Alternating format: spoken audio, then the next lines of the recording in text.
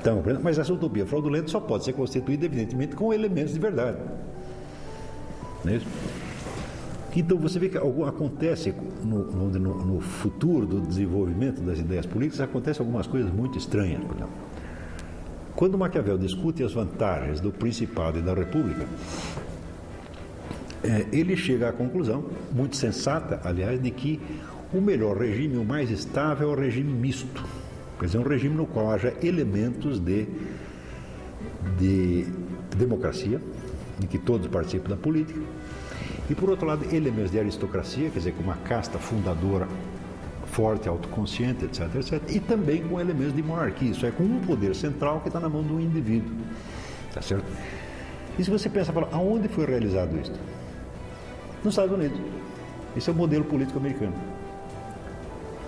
Só que foi realizado, vamos dizer, no sentido de Maquiavel, isso é, com uma religião meramente instrumental, não foi realizado com fortíssimos elementos de cristianismo dentro da estrutura do Estado. Que é o que, se você ler o Tocqueville, vai ver que Tocqueville diz, olha, o segredo deste negócio aqui é que eles conseguiram juntar um modelo democrático moderno com o cristianismo. E por isso funcionou.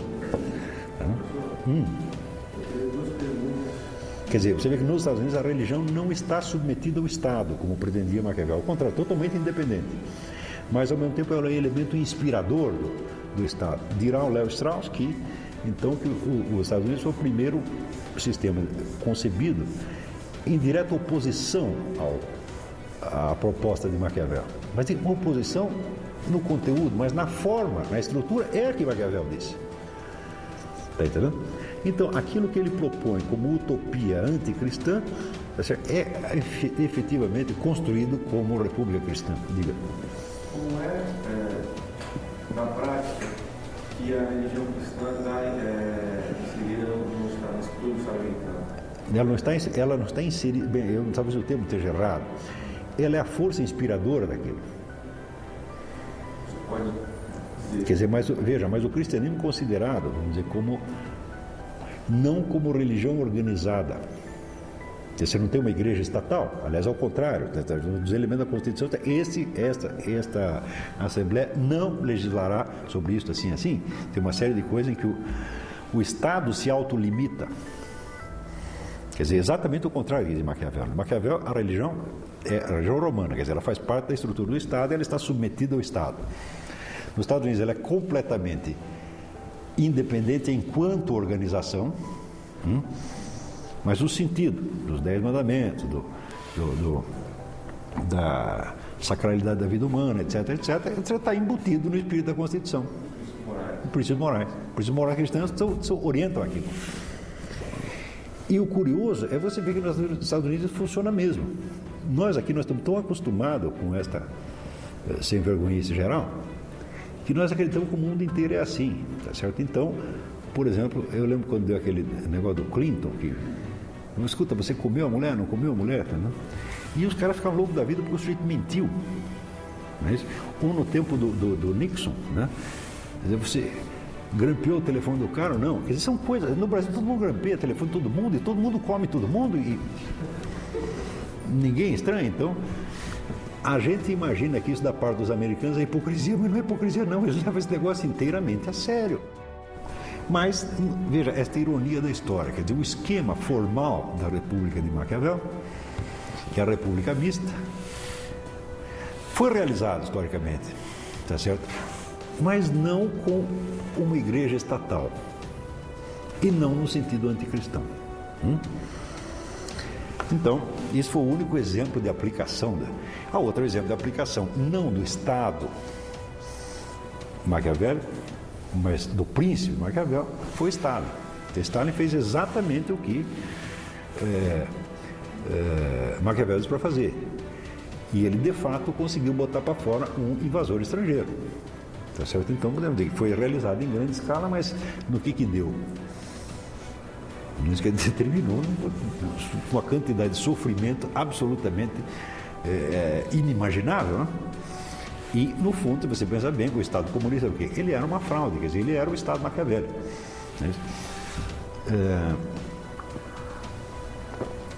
Diria Antônio Gramsci que fracassou porque não soube usar a religião. Aboliu a religião em vez de utilizá-la. Gramsci sempre disse isso: não se deve destruir a Igreja Católica, mas deve-se usar a sua estrutura, preenchendo-a do nosso conteúdo, que é exatamente o que faz a teologia da libertação. Mas, infelizmente, o Stalin não leu Maquiavel até o fim, né? Não tinha ninguém para avisá-lo desse. Não existia, infelizmente, não existia a teologia da libertação na época, né? Então, os dois elementos do Maquiavel precisaria, por um lado, o príncipe, por outro lado, a religião estatal, estavam aparecendo separadamente e não deu para fundir. Se fundir, talvez consiga fazer aí, de fato, a terceira Roma, e aí vai ser um Deus nos acuda. Mas é evidente que, como a proposta dele é baseada numa mentira, e ela é em si mesma, não apenas, não se trata de ser imoral, antirreligiosa, demoníaca, mas é absolutamente inexequível. Tá certo? É uma coisa que, se for vamos dizer, levada à prática, será uma coisa tão horrível, mas tão horrível, que não dá para você conceber. Tá certo? Mas, para você ter uma ideia, você vê que ele aproveita, vamos dizer, do antigo epicurismo, um dos elementos que ele diz é que tirar do homem o temor dos deuses. Mas se tirar dele o temor dos deuses, ele não vai obedecer o Estado. Então você vai fazer uma espécie de, vamos dizer, fachada de temor dos deuses, que na verdade é temor de homens. Quer dizer, aí realiza a profecia budista, que o Buda diz que no fim dos tempos os homens seriam deuses uns para os outros. Então, de certo modo, você fica livre do temor dos deuses, mas não do temor dos governantes. Os governantes, por sua vez, também vivem no temor, porque a estrutura do Estado é soberana em relação aos seus componentes. Então, nenhum daqueles indivíduos pode ser divinizado pessoalmente, que já é outro erro do Estado.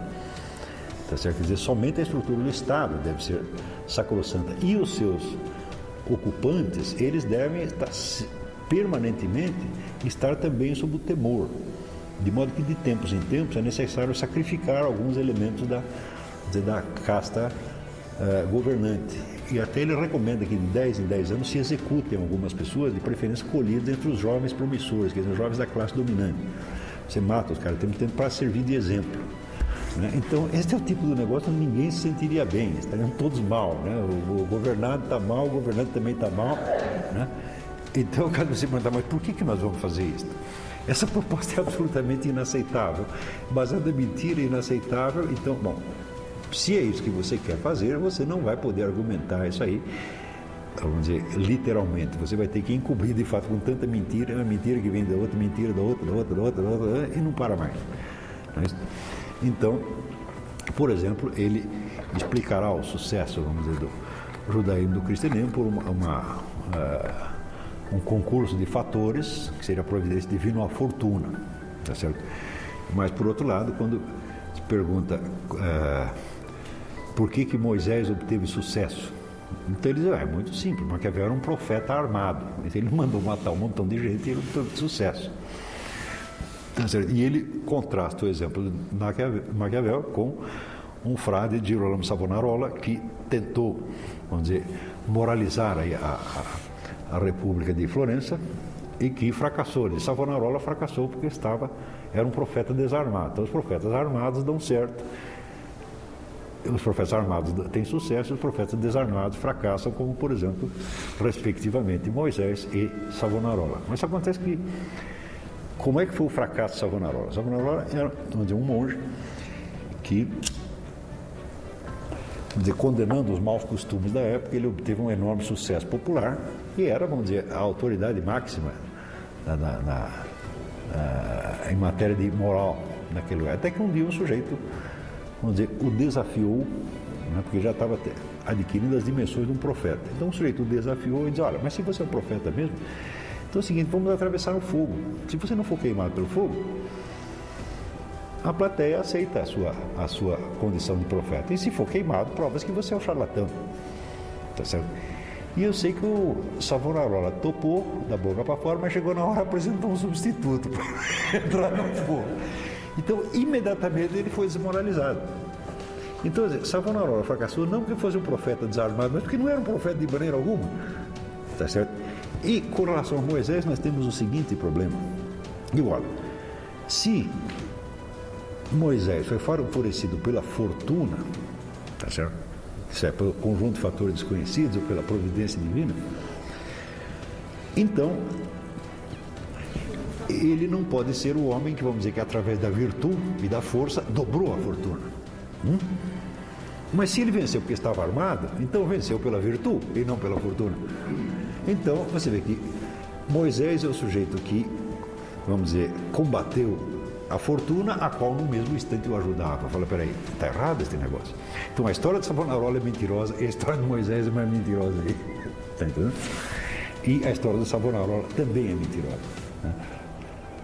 Só que, para a gente pegar essa estrutura, bom, você precisa ler Maquiavel com muita atenção. Não dá para ler tudo de uma vez, você tem que ler de pouquinho e ir catando um pedaço aqui, outro pedaço lá, e você acaba vendo a articulação do conjunto. Bom, agora a gente tem que perguntar, como é que um sujeito desse exerceu uma influência tão grande? Ele exerceu por quê? Porque ninguém viu o conjunto. Pegava esses vários pontos, discutia a sua validade relativa, né, e reconstruía, vamos dizer, o Maquiavel à luz dos seus interesses do momento.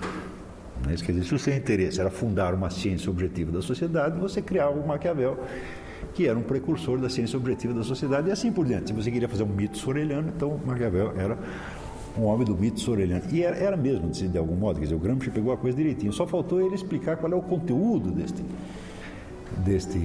mito, tá certo? Mas quando você vai ver, vamos dizer, a estrutura do mundo de Antônio Gramsci, com o negócio da Revolução Cultural, é exatamente o estado maquiavélico no qual a cultura e a religião, tá certo, são elementos de propaganda e manipulação da massa. Tá certo?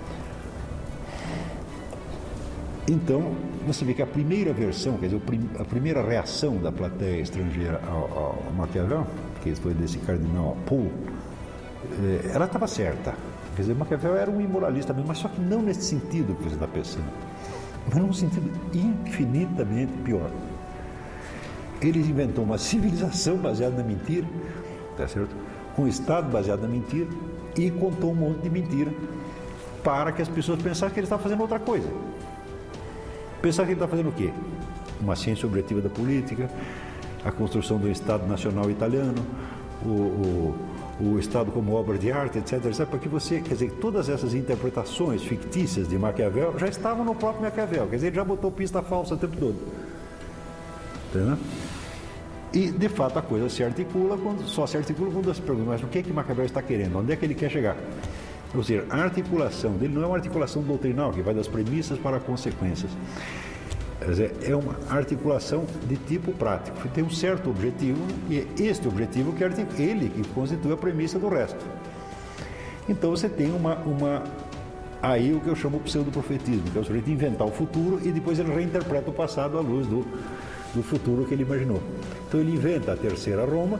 Ele primeiro inventa, foi em duas etapas. Primeiro inventa o Estado Nacional Italiano a ser empreendido pelo príncipe. E segundo inventa a terceira Roma, que é a espécie de o Estado é uma nova, já não é apenas a Itália, mas é uma nova civilização. Subentende, ele não diz isso, mas subentende a coisa do nível de generalidade tão grande que entende que é um modelo universal, né? Ele concebe este modelo e toda a interpretação dele da história é baseada nisso. Então, é interpretação retroativa. Não só retroativa, como todinha falsificada em todos os seus componentes, exceto aqueles que possam ser destacados do conjunto e utilizados, vamos dizer, como análises pontuais de um tema ou do outro, como, por exemplo, a questão da milícia, a questão do governo misto, etc, etc. É claro que existe uma série de elementos ali que são até cientificamente valiosos. Quer dizer, existe o elemento de observação da realidade, existe um elemento de tentativa de generalização científica correta, só que tudo isso está inserido dentro de um edifício que é total, não só utópico, mas mentiroso na base, mentiroso na sua concepção, Mentiroso na sua substância, se chegar a ser realizado, porque é baseado na mentira, e mentiroso na sua estratégia expositiva. Tá certo? Bom, acontece que todo mundo que leu Maquiavel, estudou Maquiavel, entendeu partes, destacou alguma parte, mas acontece que aquela estrutura de fundo, mesmo que você não tenha captado conscientemente, uma vez que você leu, ela está em você.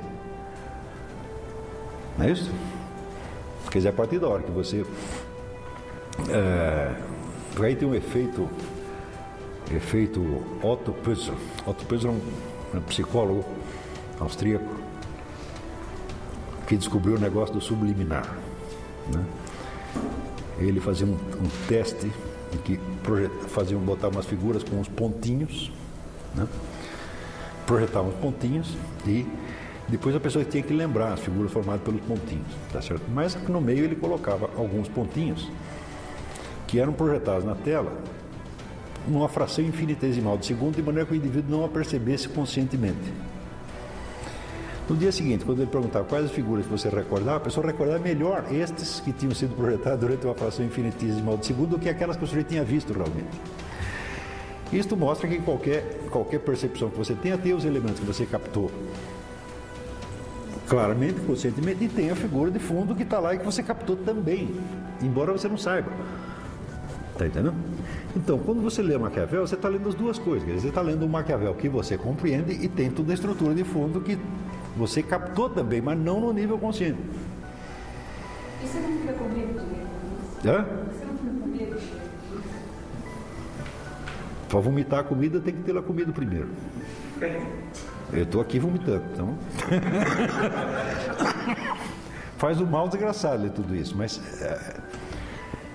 eu só leio as coisas se eu estou disposto a compreendê-la até o fim, por mais trabalho que isso me dê. Agora, fazer digestão inconsciente, não pode fazer. Então, é claro que isso aí não percebi sozinho, quer dizer, eu estou baseado em dois autores que já decifraram o negócio, foi o Strauss e a Vicky Solomon. E eu acredito que alguma coisa... Vou dizer, nenhum desses diz o que eu estou dizendo agora, é tudo mentira. A mentira é a estrutura básica daquilo. Eles não chegam a dizer isto, né? Mas eu não vejo como escapar dessa conclusão. Porque se o centro é a terceira Roma é mentirosa na sua substância, quando ela for construída, se for, ela será baseada na mentira.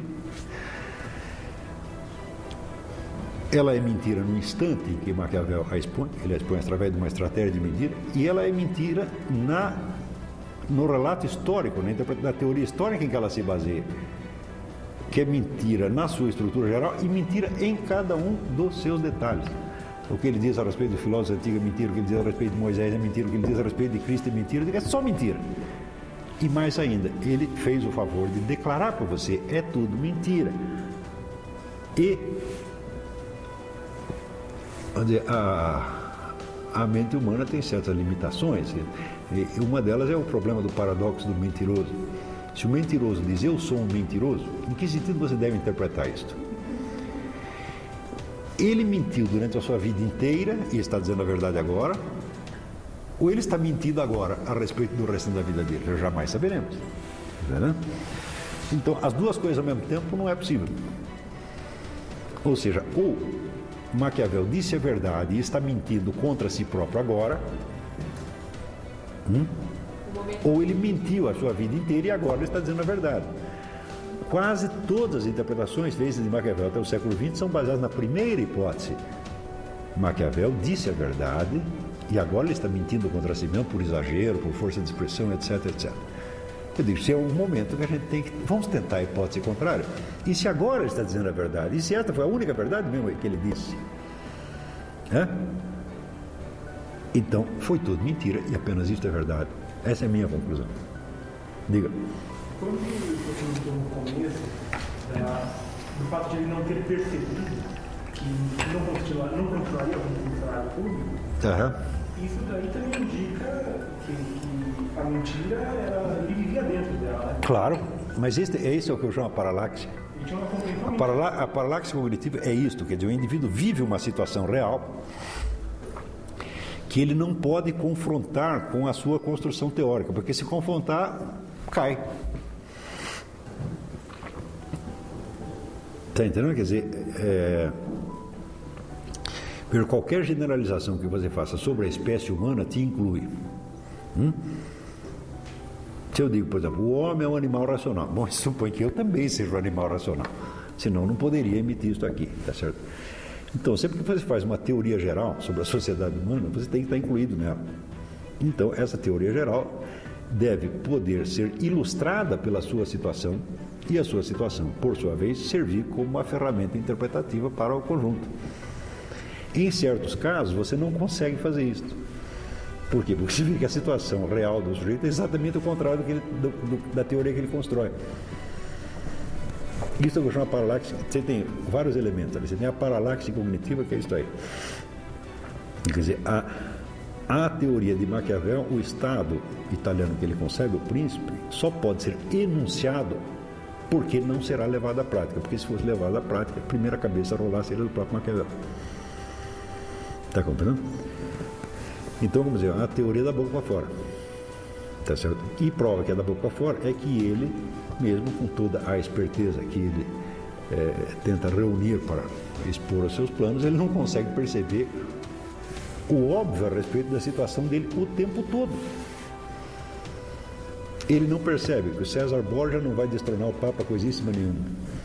Ele não percebe que ele vai perder o emprego e se ferrar todo. E ele não percebe que depois, quando ele escreve o príncipe e os discursos, na esperança de lisonjear os governantes não vão estar nem ligando para ele. Porque no fim, ele parece que ele pega o emprego de volta e ainda perde de novo, e depois posto de novo, tudo por caridade, vai ficar um dó dele. E no fim, vira o Papa. O Papa o contrata para escrever a história de Florença. E ele passa os últimos anos vivendo isso é um favor do Papa. O Papa também não percebeu nada. Às vezes o príncipe foi editado com o imprimatur do Papa, a edição póstuma do príncipe. Quer dizer, o Papa também estava no mundo da Lua, entendeu? Eles estão todos no mundo da Lua. Quer dizer, essa época de espertalhões é uma época de idiotas, se você pensar bem. Então, querer ser muito espertinho, né? Você acaba se ferrando. Né? E essa esperteza maquiavélica, ela é uma esperteza, uma astúcia hipertrófica que não está à altura do ser humano. O ser humano não pode ser tão esperto assim. Então, ela só pode ser vivida como o sonho de um idiota. O sujeito é tão trouxa, que ele idealiza o maquiavelismo. Está entendendo? Então, a conclusão final sobre a filosofia política de Maquiavel é assim, é tudo mentira, exceto alguns detalhes históricos que, evidentemente, se não tiver nenhum detalhe verdadeiro, não dá para acreditar na mentira. Agora, acontece que as pessoas liam isso, foram lendo ao longo do tempo, e mesmo aqueles que se escandalizaram com o conteúdo só perceberam, vamos dizer, o aspecto mais exterior não da mentira, mas da imoralidade, na verdade, né? E outros que quiseram tirar ali algum elemento falioso,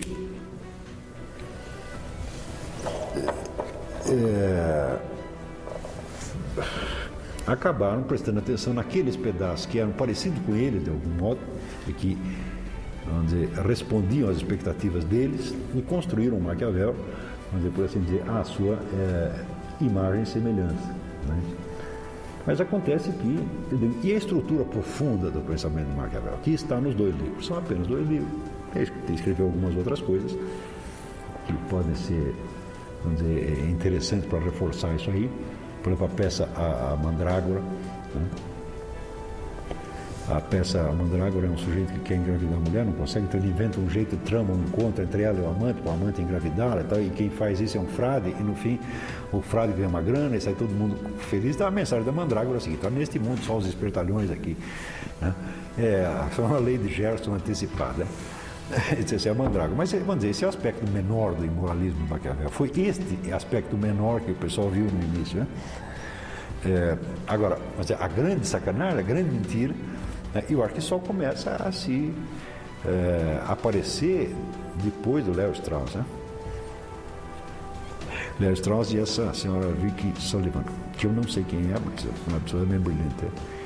E ela que mostra como a ideia da Terceira Roma é o verdadeiro princípio articulador da visão histórica que ele tem e do seu projeto de Estado, do seu projeto de civilização. E a Terceira Roma é uma mentira, na sua substância, na sua exposição, na sua argumentação histórica e, em suma, em tudo. Tá certo? Então, acontece que essa estrutura profunda da mentira de Maquiavel, ela foi absorvida pelas pessoas, mas não conscientemente. Está entendendo? Então, eles pegam a verdade do Maquiavel, existem verdades ali, evidentemente, e ficam aquele fundo de mentira. Resultado, isto esculhambou com toda a filosofia política moderna. Está entendendo? Quer dizer, que todos participam de algum modo do espírito da mentira. E até os melhores dentre eles participam disso. Por exemplo, Spinoza começa o seu tratado político dizendo quase a mesma coisa que Maquiavel, dizendo: os antigos tinham uma visão idealizada do ser humano, porque consideravam que as paixões eram a parte inferior e desprezível, etc, etc. Então, constituiu o homenzinho santinho. Eu digo, mas eu li Platão, li Aristóteles, não vejo nada disso. Ninguém fez isso. De quem você está falando, afinal de contas? Claro que na época de Maquiavel, e creio que ainda de Spinoza, existia um gênero literário que chamava O Espelho dos Príncipes. Então eram os livretinhos que mostravam como os príncipes, o príncipe perfeito deve se comportar de acordo com a moral cristã, etc. Mas é claro, você não vai poder julgar todo o pensamento político anterior a partir desse Espelho dos Príncipes. Quer dizer, é um gênero mais popular. Então, por que Maquiavel e Spinoza mentem sobre os seus antecessores? Então, o número de camaradas que a partir daí dizem, não, toda a filosofia política anterior estava errada, eu sou o primeirão, né? Quer dizer, é claro que é uma ilusão, não pode haver tantos primeiros assim. Maquiavel diz que ele é o primeiro, Hobbes diz que ele é o primeiro, e cada um, Karl Marx diz que ele é o primeiro, e todo mundo é sempre o primeirão. Eu digo, esse negócio nunca acaba de começar, porra. Entendeu? Então, a coisa da paralaxe cognitiva, quer dizer, uma situação existencial que não esclarece a construção teórica, e nem é esclarecida por ela, mas ao contrário, uma tampa a outra, outra tampa a uma, digo, isso vira um vício geral. Então, todo esse negócio, mas ele começa então com Maquiavel. A obra do Maquiavel é a primeira construção moderna de amplas proporções do tempo triplo gnóstico? Não sei. Não é porque já é antecipado pelo próprio Joaquim de Flora, né? Sim, mas eu quero dizer, porque o Fiore ainda é uma versão muito... Não, esse esquema triplo, tem muita gente que copia isso, tá certo? E eu de fato não sei onde exatamente começa. A gente pode dizer que foi Maquiavel, mas não é este o ponto que interessa, entendeu? Eu acho que seria um grande erro você ver nisso aí um negócio de gnosticismo. Isso não é gnosticismo, isso é mentira pura e simples, isso é fraude. Está entendendo? Não, que Maquiavel se deixou infectar por ideias gnósticas e criou uma visão falsa do mundo. Não, o sujeito pode fazer isso de total boa-fé. Mas não há boa-fé nenhuma em Maquiavel. Ele é mais esperto que toda essa gente. Ele está consciente do que ele está fazendo. Agora, o fato é o seguinte, é que nele também existe a paralaxe. Quer dizer, não é um sujeito reduzido, vamos dizer, totalmente desprovido de poder, tá certo? Perde até o seu emprego de terceiro escalão, ele perde, está reduzido a total impotência, tá certo? Como fruto da sua imprevisão e da sua ingenuidade, por assim dizer, e que naturalmente no exílio começa a ter uma fantasia compensatória de uma maldade, de uma astúcia sem fim. Aí é o esquema do Alfred Adler, né? Teoria da compensação, né? Quer dizer, a total impotência a que é reduzido Maquiavel, em função da ingenuidade, é compensada por uma fantasia de onipotência baseada na astúcia. Está entendendo? Fantasia que, por sua vez, pensando bem, no fundo será tão ingênua quanto a ingenuidade inicial. Por quê? Porque você verá que o esquema, vamos dizer, da república mista que ele inventa, só será realizada no fim proveito do cristianismo, no fim das contas. Que, se você for ver bem, vamos dizer, o único país do mundo, né, que ainda existe alguma vamos dizer, algum espírito cristão na política é os Estados Unidos. Ele só tem, vamos dizer, países que têm, vamos dizer, um aporte da religião tradicional na sua política, só tem dois, é Estados Unidos e Israel. O resto acabou. O resto virou a república leiga, não é isso? Do Maquiavel. E estão todos caindo, quer dizer, estão todos caindo de joelho perante o Islã. Porque você acreditou em Maquiavel, o Islã pelo menos acreditou em alguma coisa mais substantiva. Então, entre, vamos dizer, uma república de papelão, né, baseada na autocontradição e na autodestruição, e uma outra civilização que, vamos dizer, por brutal que pareça, ela tem algum fundamento no conhecimento da realidade, é claro que esta predomina. Então, por exemplo, bom, a Europa toda vai islamizar facilmente, porque eles não têm, eles caíram na treta do Maquiavel, eles não vão fazer a terceira Roma de jeito nenhum, entendeu? Ela vai cair perante esta força avassaladora do Islã. Então, hoje você tem essas três, você tem um fundo judaico-cristão, Estados Unidos e Israel, você tem o mundo secularista, maquiavélico, que está caindo, e você tem o Islã crescendo. Esta é a situação do mundo atual.